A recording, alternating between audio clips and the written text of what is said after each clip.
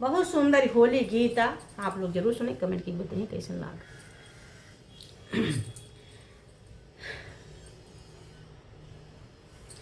ऊंचे ऊंचे रे पहाड़, ऊंचे ऊंचे रे पहाड़, ए भोला तोहरा मंदिरवा।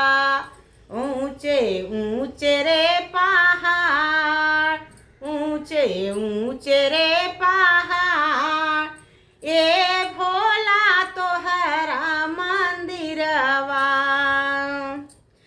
कैसे के लाई भोला गंगा जल पनिया, गंगा जल पनिया हो कलश भरी पनिया।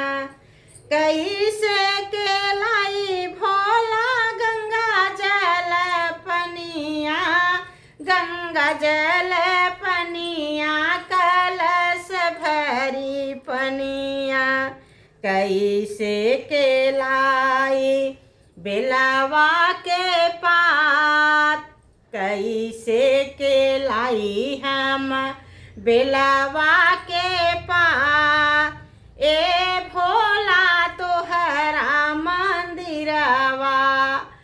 ऊंचे ऊंचे रे पहाड़, ए भोला तोहरा मंदिरवा।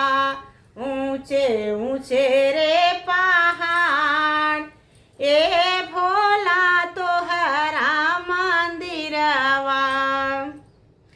कैसे के लाई भोला भंगिया धतुरवा, भंगिया धतुरवा हो भंगिया धतुरवा।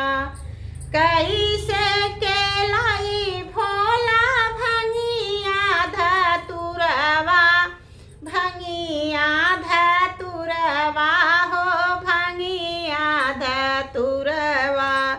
कैसे के लाई मिर्गा के छाल, कैसे के लाई हम मिर्गा के छाल, ए भोला तोहरा मंदिरवा। कैसे के लाई हम मिर्गा के छाल, ए भोला तोहरा मंदिरवा। ऊंचे ऊंचे रे पहाड़, ए भोला तोहरा मंदिरवा। ऊंचे ऊंचे रे पहाड़, ए भोला तोहरा मंदिरवा। कैसे के लाई भोला घिउआ कपूरवा, घियाना कपूरवा हो घियाना कपूरवा। कैसे के लाई भोला घियाना कपूरवा, घियाना कपूरवा हो घियाना कपूरवा।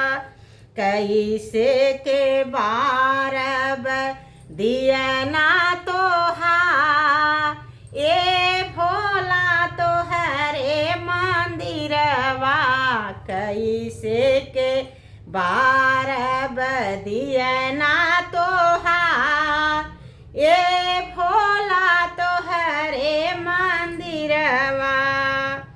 ऊंचे ऊंचे रे पहाड़, ऊंचे ऊंचे रे